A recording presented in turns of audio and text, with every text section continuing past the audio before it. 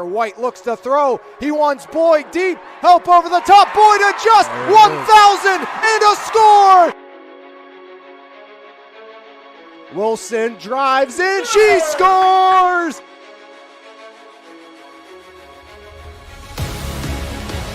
Jensen, Grayson, give and go. Jensen elevates and she slams it down again. Arlo, top of the box, a drive, and he fires it in. This Concannon hammers the back line. Striplings fires it up. Spencer in space. Just got it. Touchdown, Sarah Catholic. Blocks quick out to Martin. Breaks the tackle. Martin cuts far side. There goes Quinton. See you later. One play. Touchdown, Leopards. Quinton Martin for 6 from 36.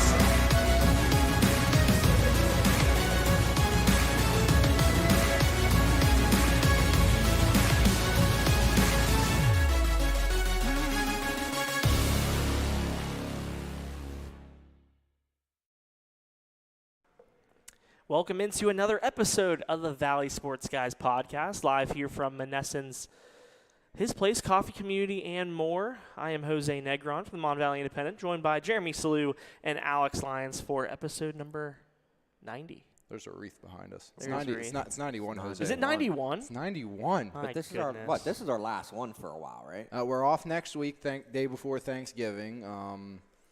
And I don't think we've discussed a return, but it might be that following week, you know. And then obviously we're going to be busy. Like 3 more episodes and then Christmas, New Year's, and all that. I can't So believe it's episode 91. you kind of look at it. We'll be off the 22nd. I think probably do it the 29th and maybe the 6th, and then maybe take that couple weeks off after, something along those lines. Obviously, we'll figure that out when the time comes, but you know, definitely want to probably get one before the MVI Shootout Classic gets rolling around on December 1st and 2nd. Is, you know, that's almost here. I mean, the football championships are a week from Friday now already. I mean, unless you're in 5A and 6A, you're playing this Friday for the champion. It's crazy to think about the winter sports season. I mean, it's leaked into our coverage now. You know, obviously hockey has started up. We had that on 7-0 MVI Live for yesterday. Thomas Jefferson. Thomas Jefferson rolling once again. North Hills is not a good hockey team. Yeah, that's what you said. No offense to them. You lose 12-0, and they don't even cut the ice in between the second and third period, and you're in the mercy roll. It's tough. Not a great thing to. No, but I'm going to put place to this be out because obviously we got a lot to focus on football-wise, but you did bring that up. TJ obviously has been an absolute unit this year. 11-day hiatus from taking on Norwin. Put up 12 goals last night. They'll be off for 23 days before they hit the ice again. That's the joy of the PIHL season, but TJ got their month's worth of goals in that game last night with the 12. Yeah, they got more goals in one game than I'm sure a lot of teams in the PIHL will probably get over that couple weeks span. TJ, 12 last night, 33 on the season coming in. There was like 20% of their goals in one game last night. They've been absolutely lights out. Oliver, Stock, and company, they're just so talented out there. And there's a reason they were picked as the favorites in 2A this year after maybe not the season Thomas Jefferson wanted last year. So that's great to see. Just while we're on the subject, we'll have more hockey coverage on MVI Live this week, Thursday, doubleheader from the CFS Bank Event Center. If I call it the Ice Garden, it's because it's the Ice Garden. I mean, it's not going to change. It's weird to call it anything different. I don't think I've actually said it out loud. So Ringgold's playing Bishop Canavan, and that's a rematch of last year's championship game, and then you're going to have the Warriors take on the Connellsville Falcons, and, you know, Ringgold, again, not giving anything away, maybe have some reinforcements for that game. Maybe somebody going to suit up for the Rams for the first time this season. We'll wait and see if that is the case. Hoping so, because that would make that game a lot more fun to watch. There you go, local hockey on MVI Live. We'll begin some coverage of that in our MVI sports section as well as we wrap up the fall sports season, which is continuing to kind of – It's been delayed because of how good 2 soccer teams have been doing. We'll kind of get into that here shortly. But first, let's recap the week that was in Whitfield football around the Mon Valley. Of course, quarterfinal action in classes 1A, 3A, and 4A for schools here in the Valley. And we'll start out with, I guess, one of the more competitive games of the week. Was our top story on Saturday morning, top of our page B1. Elizabeth Forward. We've talked about it all year, how good the offense has been, how good Ryan Messina has been under center, the running game with Charlie Niggett and Jace Brown. Defense steps up huge for the Warriors in a very impressive 42-21 win over West Mifflin. 5 turnovers that they forced, 3 defensive touchdowns. They entered this game with 3 defensive touchdowns all season, and they came on, I believe, pick sixes, I believe by Christian Kennedy coming into this one. But just defense comes up big. Charlie Melib, 2 touchdowns. I asked Charlie, when's the last time you scored 2 touchdowns in a game? He said never. When was the last time he scored a touchdown in a game? But maybe never. Just he was a wide receiver at one point. True, yeah, and he recovered a fumble, had a pick 6, 45 yards. Actually, I think he was 47 yards that he returned it for the touchdown. But an impressive defensive performance for this Elizabeth Forward team against a West Mifflin team that came in. Armand Hill, the freshman running back, has been outstanding here over the last several games. 1,000-yard rusher. I think he finished the season with 1,300-plus yards. Ran for close to 200 in this one, 2 touchdowns. But Elizabeth Forward's defense, forcing those turnovers, that made the big difference in this one. Yeah, EF, they've been great all year. Again, they're the only team that's held Belle Vernon to a half of football that's been in 3A this season. Obviously, McKeesport, Thomas Jefferson, different stories. I mean, with how good both those teams were this season. But, you look at that, EF's the only 3A opponent that's been able to play with Belle Vernon. And you kind of wonder, does EF now – I think they have a bit of a chip on their shoulder that everyone's kind of said it's a championship rematch of last year. I think EF has proven time and time again they're – well in the thick of things against Avonworth this season and in this game coming up for them. I think you can't count out the Warriors. I think they can give Avonworth a run for their money because we know Avonworth, they're known for their defense, stellar defensive team with the Antelopes, but Elizabeth Ford's probably going to be the best offense they've seen all year, and EF's defense is nothing to overlook as well. As you mentioned, Jose, they came up big for them on Friday, and when you have Climbs and Melib on that defensive line, it's tough to deal with no matter who you are. Well, and I think the other thing is if Avonworth starts out the way they did against Beaver this week, I think it was, 13-7 at halftime or something? Yeah. If they start out like that against EF probably going to jump on them a lot better than Beaver did. So it's something Avonworth's going to have to take into account. And, you mentioned the offense with Messina and his growth. They can beat you on the ground. They can beat you through the air. And Messina didn't even throw a touchdown in this game. I mean, He didn't really have to do much through the air. Charlie Niggett had a huge game, but there were times where Charlie was kind of bottled up. That big defensive line by West Mifflin was able to get him down for short yardages, but he broke away for some big runs. I think he finished with around 170 something yards. I think 177 if I'm not mistaken. But he carried the ball a ton. Jace Brown, when he was called upon, was big and physical, running up the middle. So they were able to really win this game, I think, with their running game and, obviously their defense. When you can get 3 defensive touchdowns, that's a recipe for success. So the turnovers really hurt the Titans, and the Warriors were able to capitalize on every opportunity. So looking forward to seeing them go up against Avonworth Friday night at Gateway High School. We'll have coverage of that in Saturday's Mon Valley Independent. But another 3A team that can I just big shout out to the WPIL schedule makers for our locations of our teams left. Not bad. That was great. What we have Gateway, we have West Mifflin as one, Norwood. And I didn't even think Clareton was that far either. No, they're in Peters. Peters. So Peters Township. That's what I thought. Our local teams left. Nothing all that far out of the grand scheme of things, and some great venues to play in as well. Yeah, not too bad in terms of travel. So we're always happy about that. Belle Vernon will be playing at my good old alma mater on Friday night. Go Knights. But the Belle Vernon Leopards, 3 touchdown passes from Braden Locks, as Belle Vernon able to get a pretty easy 49-6 victory over number 8 Deer Lakes over on the beach. And you guys were there for that one. Kind of business as usual for Belle Vernon. It was, and Cole Doppelhauer, I think, has been the X factor for the Leopards this year. He had his first career 100-yard game on Friday night. I think he finished right with like 101 yards.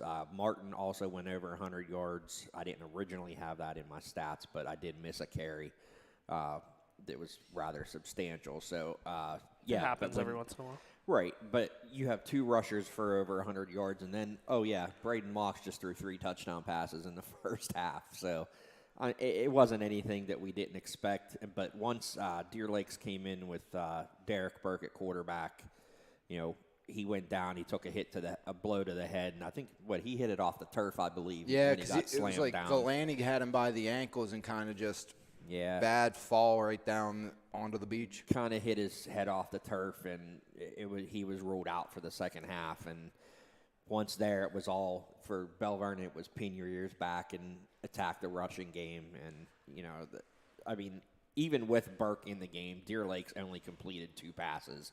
One by him, it was a 45-yard touchdown, which seems like the one thing Coach Humbert wasn't happy with is there's always the one play that it seems like stings Bell Vernon. And it was blown coverage. It was a blown coverage. It was a missed assignment. Remind me against that Southmoreland touchdown we saw earlier this season. So he wasn't very happy about that, but still, you have Doppelhauer started things off with a 40-yard run. Anthony Cruz with a 21-yard touchdown pass. He made a great catch going up against a larger defender, and he out-jumped him for it.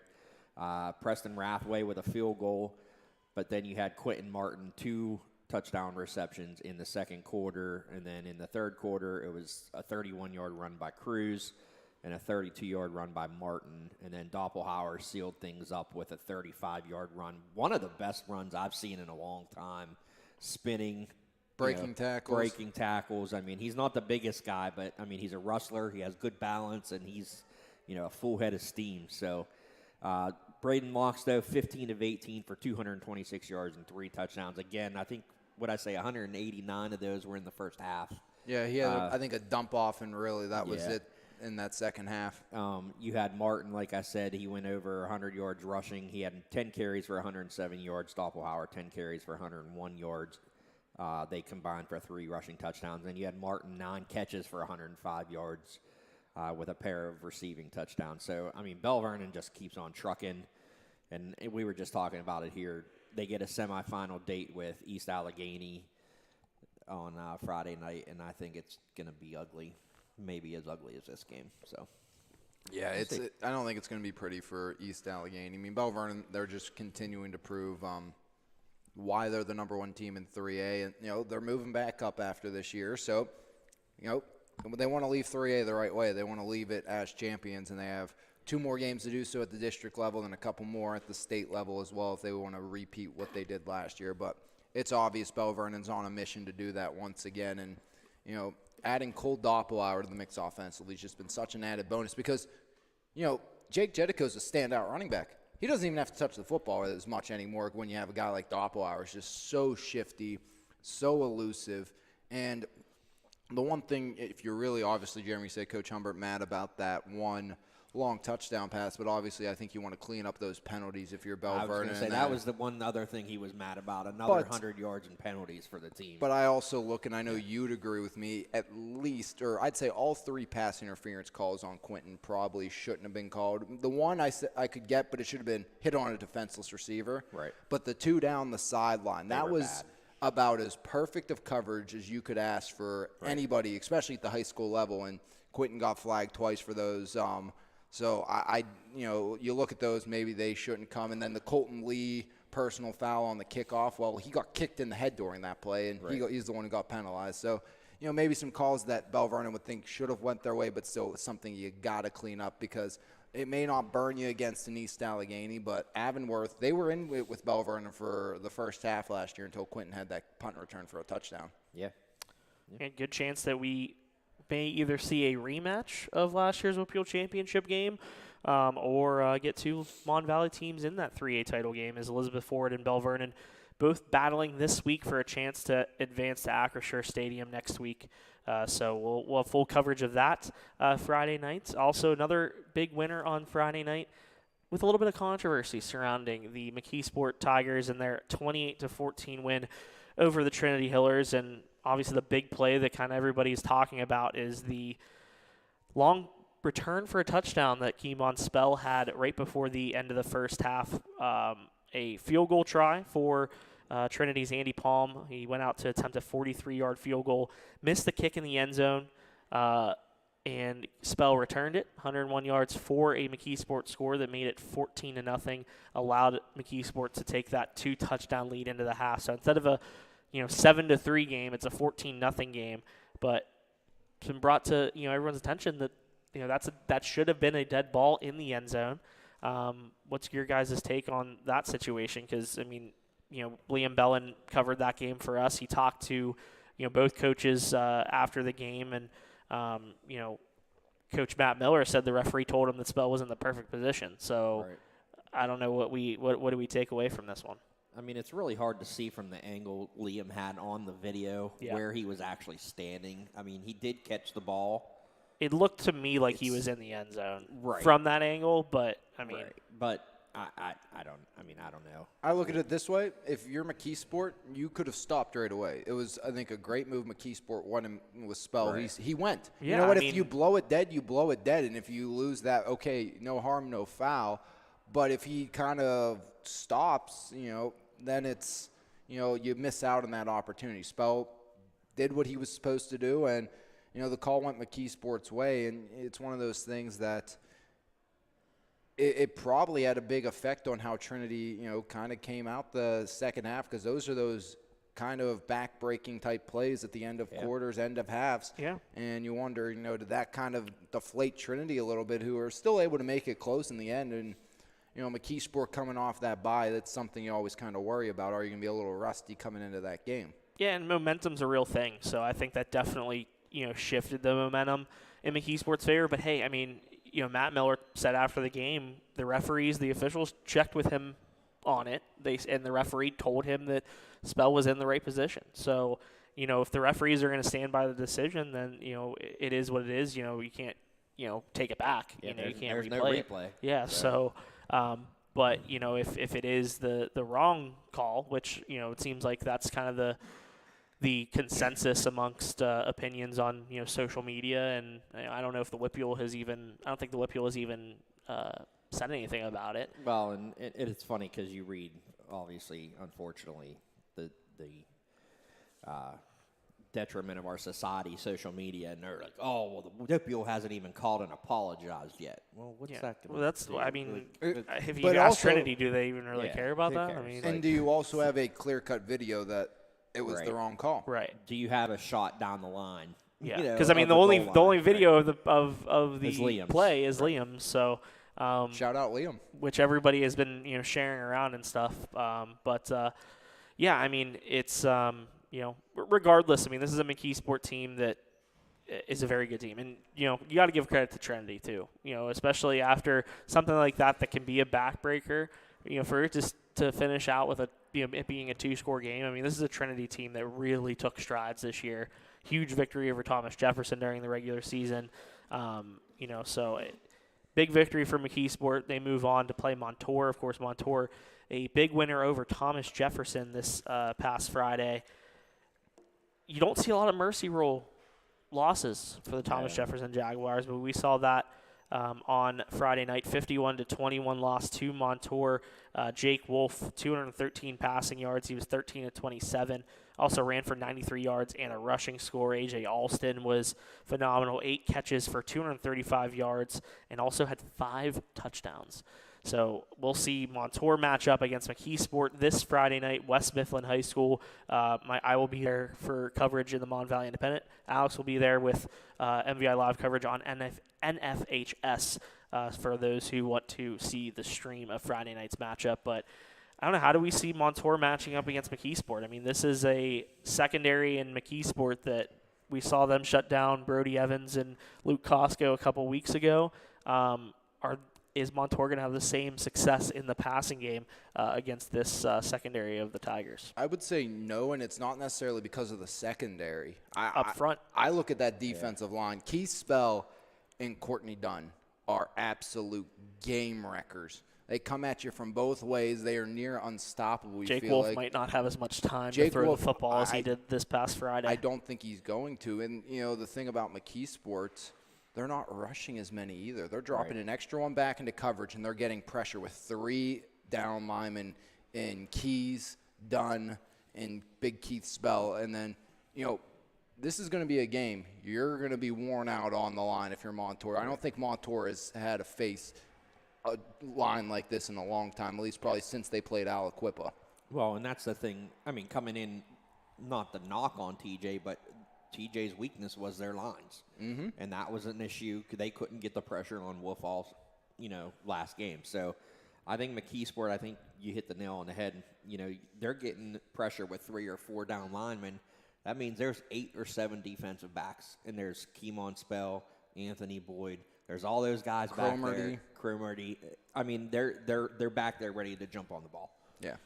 And you look and now at it Anthony Boyd's a little fresher too offensively for that team because he's not carrying the ball as much now. You have Keith Spell being a big bruiser, and even Keemon, getting back there for a few carries per game. And you look at it too. I mean, with a guy like Jake Wolf, who obviously can run the football a little bit, you're going to need that defensive line to put pressure on him and try to get him out of the pocket.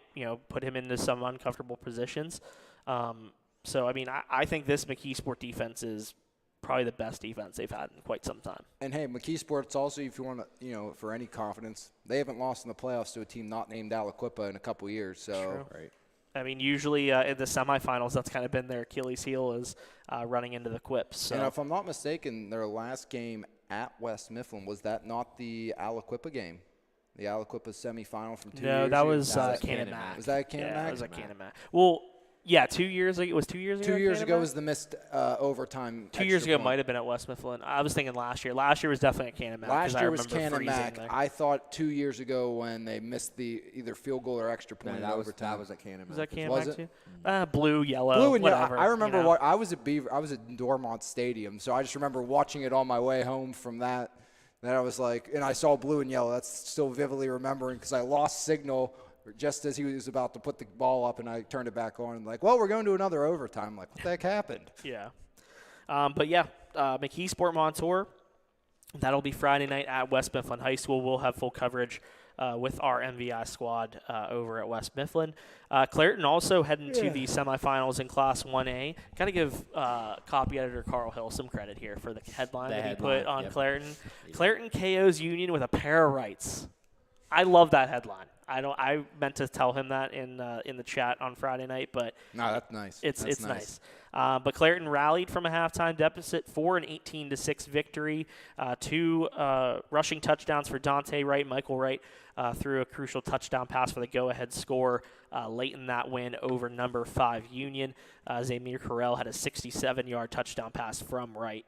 Michael Wright, that is, in that one. So big victory for Clairton as they move on to the semifinals on Friday.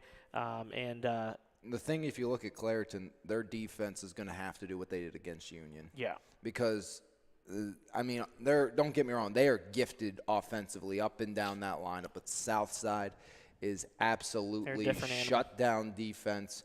It's in a completely different team from a couple years ago as well. Southside, they were in 2A, if I'm not mistaken, in that last cycle, then moved down to 1A, because I remember them playing Steel Valley in the playoffs a couple years ago, and there was a lot of issues at that game, so that's why I'll never forget it, but we don't need to get into that. Yeah. But it's the fact, they were running that kind of Burrow style, McKeesport style, heavy run offense, not as triple option-esque, but, you run a lot of that option type offense for that Southside squad, and they are going to be tough to defend, and Clairton's going to be, tested because it's going to be a battle in the trenches, and that defense is going to have to find ways to hold. Well, and the thing for Clairton is, like you mentioned, kind of stick to the Union game plan and keep it close, then hope you break a couple big ones. Yeah. Because, I think they have better athletes at Clairton. Oh, absolutely. But Southside, like you mentioned, it's not 1 or 2 guys, or it's 2 or 3 guys that could easily run for 100 yards in that offense.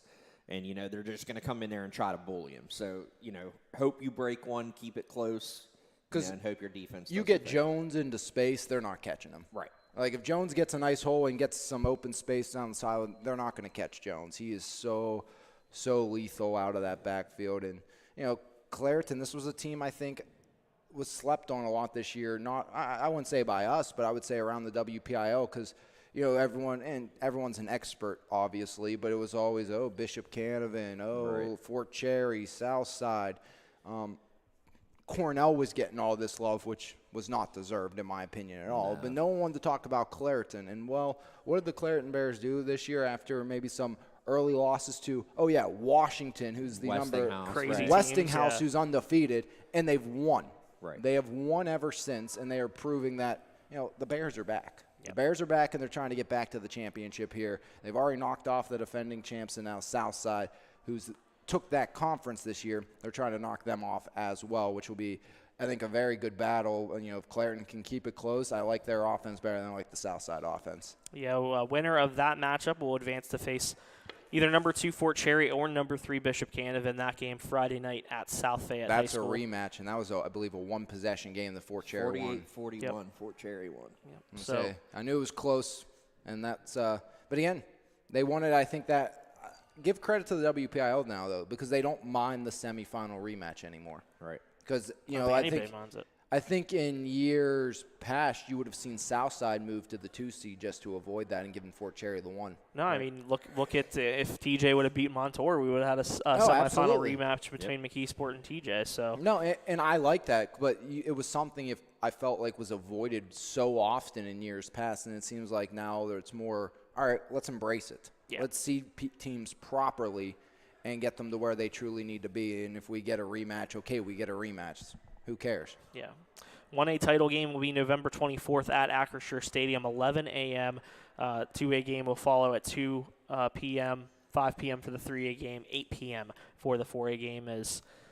Looks like we have another long day at Acrisure. I was going to say, out of all 4 classifications that are playing at Acrisure next week, we have at least one team in contention in 3 of them. 3 of the 4.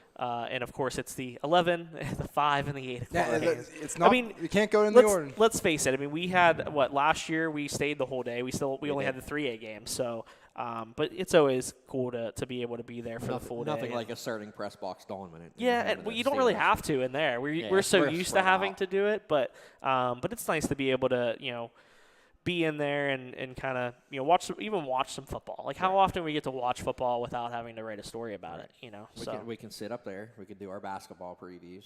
And then Oh, is that what we're gonna do? That's Is that what probably we're what doing? I'm going to be doing. I mean, I think that's what I did last year. So I mean, right. actually no, last year before championships, I had like 3 of my 7 done at that point. Jose's so on top of things. I was on top of things. Catch the basketball Was. tab 2 weeks from Yeah. Thursday. that There's we haven't even a thought shameless about yet. a shameless plug for something that we haven't even really discussed yet, but it creeps up on you every does. year. Every year it creeps up on us, and football season is long and extends into basketball. We see that with Bell Vernon obviously has to deal with that. TJ's had to deal with that for and this years. is a long soccer season. And a this long year. soccer season. This is the longest soccer season we've ever had, I feel like, with the Mon It Valley is. Independent. It is. We have never had a local team, as long as the Mon Valley Independent has been around, in the state championship game. And you're going to have it. And we're guaranteed And that to have will one. change.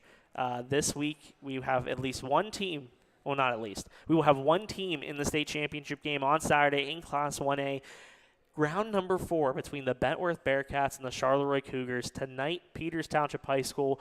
I will have coverage of that for tomorrow's Mon Valley Independent, so be sure to give me a follow over on Twitter, JNegron MVI, for updates from that one. Round number 4, I mean, 2 teams that know each other very well. I wrote about it in today's MVI that, there's really no secrets, I guess, between these 2 teams. They know each other very well, and it's going to be another one of those tightly contested games. We've seen it all season long. We had a 2-0 game the first matchup, 2-1, then 3-2. In overtime. I mean, yeah, 3-2 in overtime. I mean, there is no way that this doesn't end up the same way, where it's maybe a 1-goal game. If it's more than a 1-goal game, I mean, I'd be very surprised. I'm thinking. I mean, these 2 teams are not going to get. I mean, I hate to jinx myself in this situation. I wouldn't be shocked if it goes to OT again. No, I wouldn't either. We haven't had a penalty kick game yet between those 2. True. But here's my thing. They have had penalty kick games. Yes. Charleroi has had a few of them. Here's my thing. I don't think we would have had a 1-goal game in that championship game if Charleroi didn't take their foot off the gas. Yeah. If Charleroi keeps the pressure up, they might win that game 3-1 or 3-0.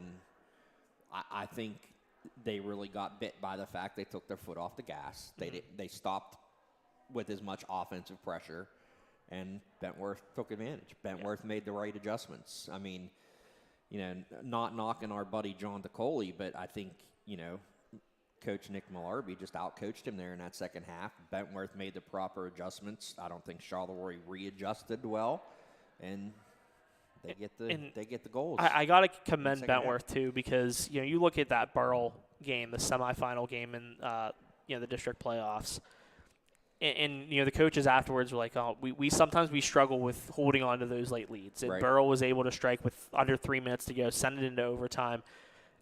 This is a very composed group. It's not really, and they have a mix of, some upperclassmen. They have some young kids. Ryan Messner is one of their best players. He's only a sophomore.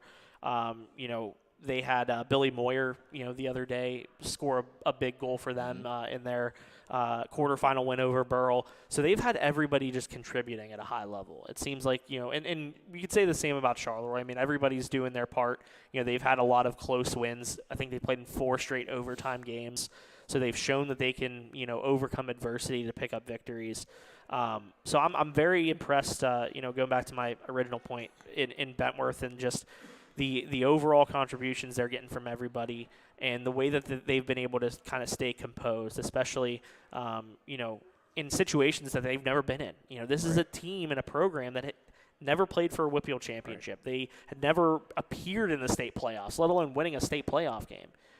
So they are right now farther than any team in Bentworth school history. Any team, regardless of sport, has ever been in the state playoffs. So, hats off to Bentworth and what they've been able to do.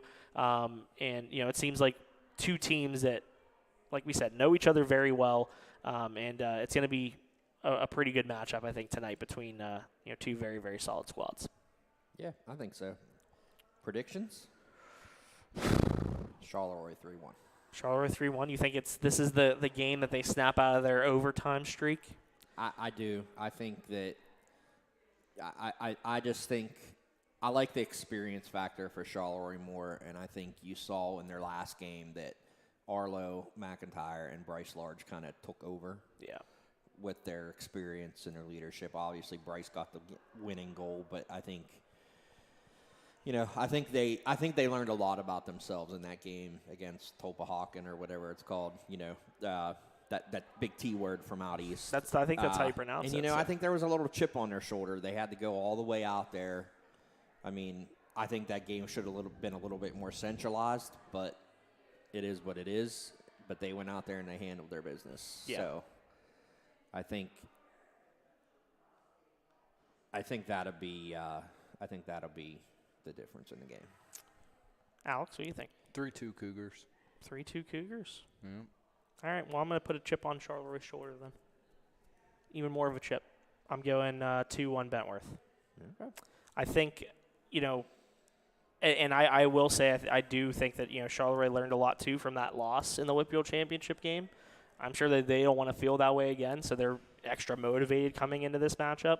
But the way Bentworth is played right now, it's just one of those Cinderella stories that I don't see it ending. I just see everybody's contributing right now at a high level. It's not one guy taking over a game. They're just. I'm going to go with Bentworth 2-1. I look at it this too. How many times, especially in basketball, obviously different sport, but do you see a team lose to a team in the district playoffs then go beat them in the state playoffs? We've seen it plenty of times. I mean, look at what Charleroi did, losing to GCC twice and then being right. able to beat them in the playoffs. And I think the other thing, too, is I think, granted, neither one of these teams has been to this point, but I think that there's a little bit of just Bentworth's kind of just nothing to lose. It really is a situation, yeah. They haven't been to this far, and they're playing on house money, and they're letting it ride. I mean, I think that makes them a dangerous team, and I think they're a very good team. And honestly, I wouldn't be surprised no matter who wins this game. Yeah. But I think Charleroi and that senior group, I think they have something to prove. But let's be honest, too. We're talking about Charleroi something to prove. Bentworth has something to prove, too, even though they have nothing to lose at this point. They want to prove that wasn't a fluke that they beat them. Yeah. Right. We've lost them twice. We want to prove this was we deserved, and obviously they do. You know, as much as we call Bentworth a Cinderella story, that's all because of the WPIAL. Yeah. They have 2 losses all year. They're 20-2. They were dangerously underseeded. And, Oh, and absolutely. they took that to heart too. And They did. talking to Ryan Messner after that semifinal game, they took that to heart as well. We all said it with I think that I think as soon as those brackets came out, we're like, how the hell are they the 7th seed? Yeah. When their only 2 losses of the season have been to the number 1 team. Like, they should have been. And they were close games. They should have been the 3 seed, the 4 seed, or the 5 seed. And I think that they winning that Whitfield championship game, they told the Whitfield, hey, Screw you. we should have been up there a little bit. We're just as good. So, yeah, it's we're excited to see what can happen tonight. We did get a guest prediction from Andrew Dyson from South Allegheny. 3-2 Bentworth. 3-2 Bentworth. 3-2 okay. Bentworth. So, we'll see what happens tonight. Like I said, we'll have coverage in tomorrow's Mon Valley Independent from tonight's matchup at Peters Township. I'll have full coverage, so be sure to give me a follow on Twitter for all of that. Volleyball season has wrapped up. Wait. Yeah. Do we know if any of Bentworth or Charleroi school board members have went to the other team's practice and gave them the game plan yet? I can't. I don't know. No. Okay. I just wondered. Did that happen? Anyways. Anyway. Yeah. So on to volleyball season's over. We had two teams fall. If they don't know the other team's game plan by now, they haven't been paying attention Right. to the first they haven't 3 paid attention games. in the first 3 meetings.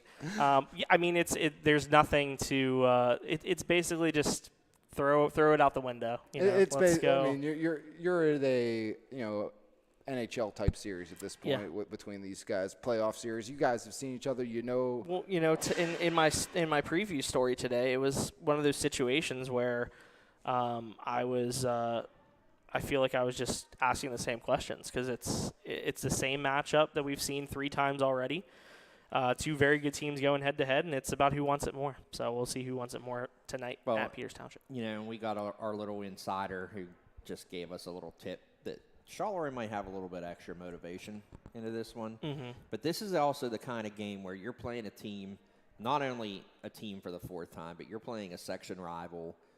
Be very careful on the physicality that comes into it. One card in this game can ruin way too much. Yeah. It's going to be a matter of which team can stay the most composed and handle their business, but still touching that physical play. Right. You know what I mean? It's going to be real interesting to see. Again, and these are the kind of games where, the officiating crew comes into play, and what are they going to let teams get away with? Are they going to let them play that physical style of game? Or, both of these teams have very skilled players. It might be a very technical game, and there might not be a lot of physicality. So it's going to be real interesting to see how this plays out. I'm kind of upset because I have a 6th grade girls game today. I was going to try to come out and watch some of that, but yeah, that's not going to happen. Practice in the parking lot, Jeremy, while you watch the game. Well, it's not. We get to face South Fayette tonight, and I'm not really excited. So we'll see. And my assistant coach is ditching me to go to the Charleroi Bentworth game. My goodness. Appreciate that. Some people. Anyway, Volleyball? Yeah, volleyball's over. I said that like 20 minutes ago. volleyball's over. Sarah Catholic lost in a battle of unbeatens to Elk County Catholic, who just, They're Yeah. Elk County Catholic. I mean, Yeah, what can right. you say? Wrapping up volleyball season. I mean, great teams around the valley. Got to see a Whitfield champion in Sarah Catholic. A team that's losing a lot of seniors, so, not sure what next year is going to look like in terms of relying on a lot of young players, but a season to remember for the Eagles. Yeah, that group had that in the mind all since last year, that they wanted to be that team. They knew this was the last go-around. I mean, it was so senior laden, and it was great for them to just, get out there and kind of capture it in their final season at Sarah Catholic. I mean, great group of kids there, and, after losing last year in the championship game, you knew they wanted to get back there, and they were able to get back there and take it over Bishop Canevin. And, you go into that, you lose to Elk County Catholic. it was not a 3-0 game that you would think Sarah got blown out. Yeah, they got swept. First one, they lost 25-23. So easily a 2 points that Sarah wins that different match. Second one went to extra points, and I believe it was 29-27. So you lose 2 sets like that, you're going to be deflated going into that third set. And that's kind of what it looked like happened for Sarah Catholic. If you win one, if not both of those first 2 sets, we may be talking about Sarah sweeping Elk County Catholic and playing again tonight. Yeah, and we were pretty surprised by their first round performance. They were what great, they were able yeah. to do against Cochranton. Another one of those, quality 1A teams that we thought would give the Eagles some trouble. They gave them some trouble in that third set, but, Sarah was able to come away with a 4-set win. But, when you look at the season as a whole, how can you not look at it as being a success? Going in unbeaten, your one loss coming in the state quarterfinals, definitely something to be proud of for Sarah Catholic. Yeah, and, I think the nice thing, too, your final game at home, it was a win as well. Yeah. So, you didn't end your home career either on a loss. You went home and you got to play in front of your home fans one more time, and that was a really good crowd that night at William J. Cleary Court, and Sarah was able to get that final win at home before losing to Elk County Catholic, who, again, I think they're the favorite to come out of that bottom half of the bracket. And it wouldn't be surprised if they're playing for a state title this year. That's a really, really good team. Right. But wrapping up fall sports, Saturday is the last day of the fall sports season, as we, like I said before. Except football. Well, except football, yeah, I guess. I usually know that goes into basketball and winter sports, so Yeah. I think of them more as a finter sport. Finter. Yeah, fall, winter. See what I did there? Yep. Soccer, volleyball season wrapping up.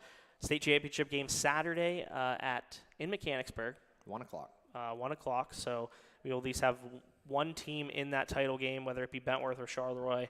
We'll find out later tonight at Peters Township High School. So, anything else we want to touch on high school-wise before we move on? I don't think so. Again, Shootout Classic, just going to keep reiterating, Yep. December 1st and 2nd. 3 weeks from Friday. 3 It's weeks coming. from Friday, we will be at Charleroi. Charleroi High School. Yeah, for very excited for that venue. Final meeting tomorrow to finalize. Schedule will be finalized tomorrow. We'll get a story out probably tomorrow night for Thursday paper. We'll publish the schedule of the tournament. And anything else? No, I think we're ready for some Vulcan talk. Trying to schedule some. What am I talking about? Media Trying to day? schedule media day. Yeah. High school our basketball annual media day. Yeah. Of course, we mentioned a little earlier, gave a little teaser that the basketball tab will be released in a few weeks. So November 30th. we're going to be hard at work on You that. said we as ain't well. hard at work I was on thinking, it, I said we are going. I to don't be even hard know at who's work. doing what stories yet, so we'll see. We kind of have an idea, so we'll be working on that over the next couple of All right, weeks. some quick Vulcan talk. Quick Vulcan talk. Yep. California football falls in their regular season finale, 37-30 against East Stroudsburg. Less than 4 minutes to go, and East Stroudsburg goes up with an 80-yard touchdown from Charlie McKee to Evan Roche. Then go on from there to pick up the victory. This is a Vulcan team that, they outgained them by a 430 to 399 mark. Davis Black, season high 364 yards, but also threw 3 interceptions. Seems like the turnovers hurt Cal. Just seems like it was one of those high-scoring games between two really good offensive teams, two good defenses that, were forcing turnovers left and right. I will Cal say, unable to make it into the tourney. Watch out for Cal next year. Yeah, They're bringing back almost everybody. And honestly, you look at the season, 7-3. You look at what they were able to do in a year where there was a lot of uncertainty. Yes. There were a lot of question marks at They different didn't have positions. a quarterback until right before the season started. Right, like Davis Black was named the quarterback, right before the season opener.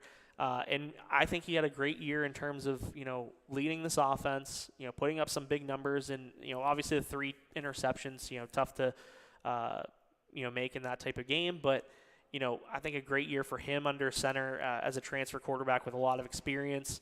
If you get him back, you have obviously a young backfield led. We saw what Bobby Boyd was able to do this season, and you saw a lot of wide receivers step up. That was, I think, the biggest question mark with this offense was, no Jaquay Jackson. I think there was who was the other wide receiver that they lost to graduation? I'm drawing a blank. I know who you're talking about. I can't remember. But my point the question is, was who was going to catch the ball. Who was going to catch the ball? Who was going to step up? And they had a lot of guys. Were you going to go out and catch the ball, Jose? Cam Tarrant. Cam Tarrant was the other wide receiver. They didn't want you going out. They didn't want me going to catch the ball. They got better guys that are capable of doing that, and we saw it throughout the season. Defense stepped up in some big situations all year. Obviously there was more to be desired.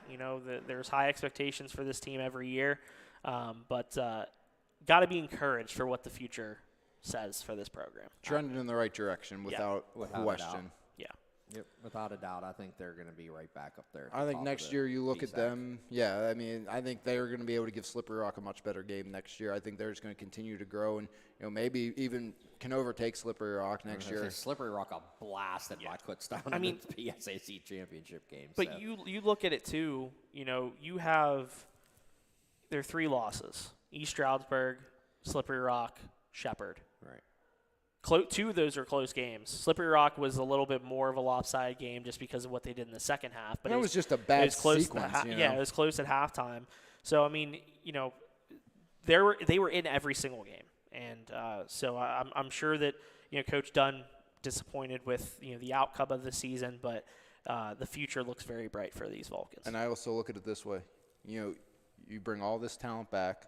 You're going to bring more talent in. Obviously, there's going to be and obviously not everyone's going to be as successful as Bobby was as a freshman, but there's going to be guys like Bobby Boyd who are overlooked because of maybe their size that a school like Cal is going to be able to bring in, who's going to be very successful for them right away on the field like Boyd has been this season for the Vulcans. And then you look at that, well, you get Slippery Rock at home next year. You get IUP at home. I mean, your schedule is favoring you even more with the way it's lined up for this upcoming season. Obviously, you have to wait a year, and it didn't end how you wanted.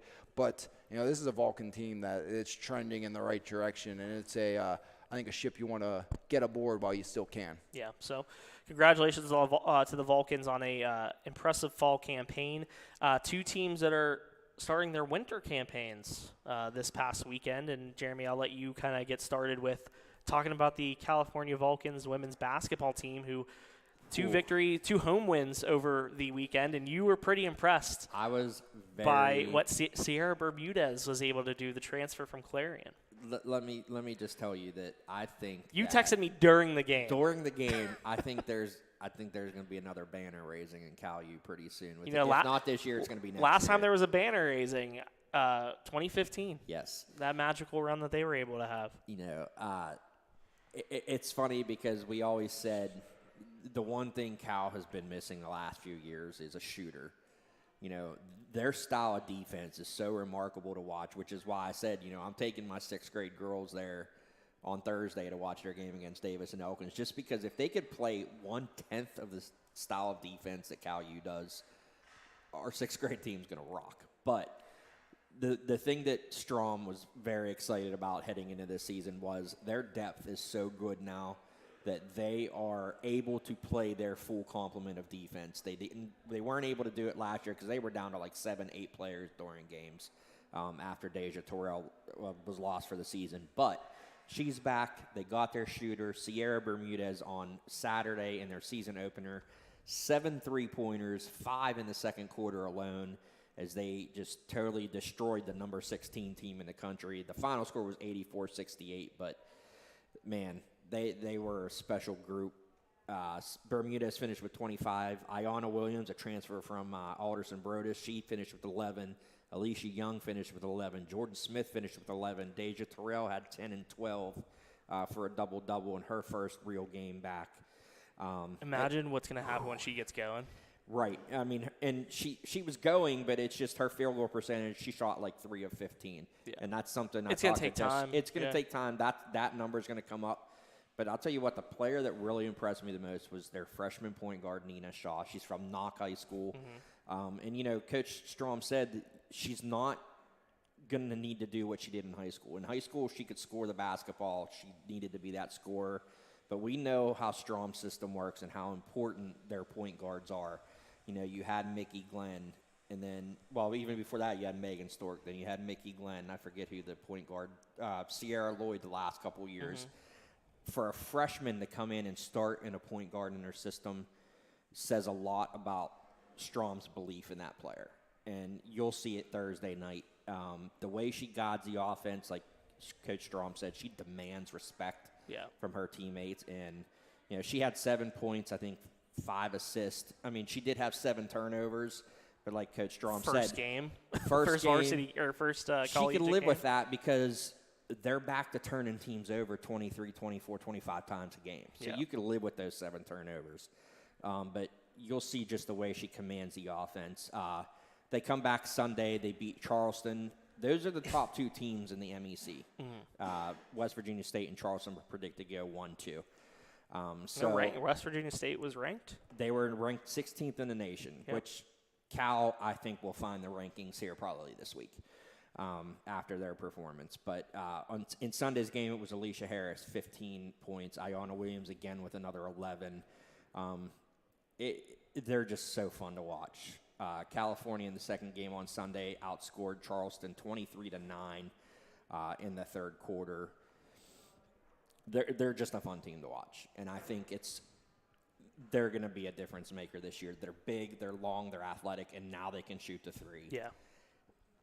West Virginia State, the key in that game was West Virginia State tried to go zone, and Bermudez just killed them. Yeah. I mean, 5 3-pointers, and like Strom said, the one quote, she's like, we're surprised when she misses in practice. Yeah. When she was at Clarion, she's obviously a transfer from Clarion. When she was up there, she had to do everything. She had to be their leading scorer. Now she doesn't have to be the leading scorer on this team. And she's learning, you know, the defensive part. She's learning to distribute, and she just camps out outside, especially in a zone. You know, like when we were in the hallway, one of the assistant coaches said, a team's best bet against us is to go zone. Well, now they can't anymore.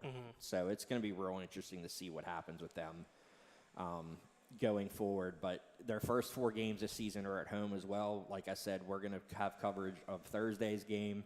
And then I think next Monday they're at home as well. So they're a fun team to watch, though, man. They're exciting. They're quick. They play that pace. The way they play defense. I mean, you know, Coach Strom preaches a fast pace, strong defensive performance every single night. I mean, how many times we've seen them force 30+ turnovers in a game and use their defense to create offense. I mean, it's really special to watch for sure. It is, and they're so long, so athletic. I mean, they're just. What was the text you sent me Saturday? It was like Cal might win another natty this year. Yeah, that is that. Right in the middle of the game. Just, there it is. I think it was like the second quarter had to be like game just started. But yeah, 2-0 start to the season for the California women's basketball team. A 3-0 start to the season for the Cal men. They were over at Bowie State over the weekend. Big second-half effort to topple Fayetteville State in their first game on Saturday, 24-24 at halftime. Outscore them 36-19 in the second half. Donald Whitehead with 14 points. KJ McClurg and Zion Collins each with 13. McClurg actually had a game-high 24 in their victory on Sunday over Bowie State. 20 for Keith Palak, 15 for Zion Collins. And then they had another victory last night as well to move to 3-0 on the young season. This Cal team, very high expectations, but looking what they were able to do against West Virginia Wesleyan yesterday. Bryson Lucas, career-high 19 points, 9 boards. KJ McClurg, another 19-point performance for him. Cal shot 50% from the floor in the first half. Got out early, left little doubt in a 96-70 win. I look at the box score. I think they had 13 different players score yesterday. Which was kind of going to bring me to my point of this is a team that lacked depth last year because of injuries. Yep. And 2 injuries in particular of guys that they now have back who are going to play key roles for this team are Zion Collins and Bryson Lucas. I feel like Zion Collins and Jermaine Hall Jr. have been there for like 8 years. Well, and it's And- with the COVID So year. Naz is just going to come all in that and other stuff. Jesus. mid-podcast. Just Wait. interrupting. But yeah, But I mean, Cam Polak is still hurt. and he he's has a coming wrist back. injury. He'll be back mid-December. Naz knew we were talking Cal U basketball, and yeah. he steps in. I haven't so. seen this man in like 7 months. He's been It's hibernating. been peaceful, huh? It has, yeah. He's been hibernating for months, but he heard basketball in Manessa and was like, "Where do I hear the word basketball?" But yeah, I think this is a Cal team that's going to have a very good winter just because of the amount of depth they have. The guys that they have coming back from injury, like I said, with Collins, a 2-time PSAC West selection, injured last season, ended up redshirting, the COVID year and all that type of stuff. So it seems like Hall and Collins have been here for so long. But, you look at the guys that they have, KJ McClurg was huge as a freshman last year, has already through the first 3 games looked to take that next step as a sophomore. Keith Pallick was an all-PSAC, performer last year. He's going to be huge. This is a Cal team that, they're second in the preseason poll. Talking to Coach Sankum for, my season preview, he doesn't care about that. It's kind of irrelevant to them. They don't really think about it, but it also does show the talent that they have and how much, everyone in the PSAC looks at them as being a legitimate contender. Obviously, everybody's chasing IUP every year, but, I think this is a Cal team that can definitely contend. And it's nice to see 2 Cal basketball teams doing well in that Convocation Center. So, Yeah, I think Cal, I before they went on that late stretch last year, they had only won back-to-back games on 2 different occasions before they won, 6 of 8 or so down the stretch. So for them to start out 3-0, that's a pretty big deal. Yeah. Okay, are we ready for our buddy the Bleacher Yeah, we'll Creature? go into our Bleacher Creature and wrap things up here. All right, Get the email. your shirts. Get your your T-shirts. shirts. We do have them on sale. Let us know. The Bleacher Creature has emailed me again. Once again, he found some things going on. Here's his thoughts from the bleachers this week. The Bleacher Creature has been around the block a few times. I've seen some things and heard even more. Let me start by saying if everything that parents, boosters, and families do for these school teams is amazing, but I truly think that sometimes we are missing the mark, the goal, and the end game. I know, I get it, and I've heard. Not all kids are the same, and some are doing it for fun and the experience.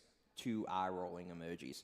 Well, I hope at the end of the day, these groups, coaches, and players don't look back and wonder what else could that they have done to change or help with the final outcome. I heard something interesting while at a middle school sporting event recently, which leads me to this question. Is there really enough room or enough kids for another, quote, rec program in the same small town? It's a slimy move, but it's not surprising. I'll leave it at that. Is it MVI tip-off time yet? Until next week. Thank you to the Bleacher Creature. Be sure to support the Bleacher Creature by buying your Bleacher Creature merch, available by talking to one of your Valley Sports guys. All right, I got nothing else. Yeah, I got nothing else. Wrap it up. Obviously, Naz wants to talk to us. Yeah, we got to talk to Naz about something because he's, interested. Media Day. Talk about Mon Valley Yeah. Shootout Classic. You going to wrap this up? Yeah, I'm trying to look for my Come on, my Jose. little wrap up here. What, you there's- guys can't talk while I'm looking for stuff? There's a glitch Come in on, the guys. Matrix. We apologize. I'm thrown off by him. He's killing me. Always blaming somebody else. But I want to thank our sponsors during football season. Of course, Planet Roof, E-Paints, and Highway Appliance for their support, continuous support of Mon Valley Independent and MVI Live. Could not do it without their support. Also want to thank all of you for tuning in, whether you're watching it live or watching on repeat later on. Hopefully you are. If you're not, what are you doing? But thank you to His Place Coffee Community and more for allowing us to come in here and spout our nonsense every Wednesday at noon. Well, 12:30 today. And today is also Tuesday. It's not Wednesday. So Usually it's Wednesday.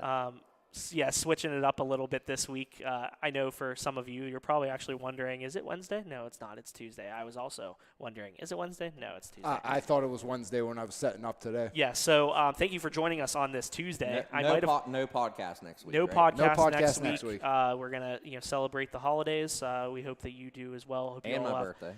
Yeah, Jeremy's turning 70.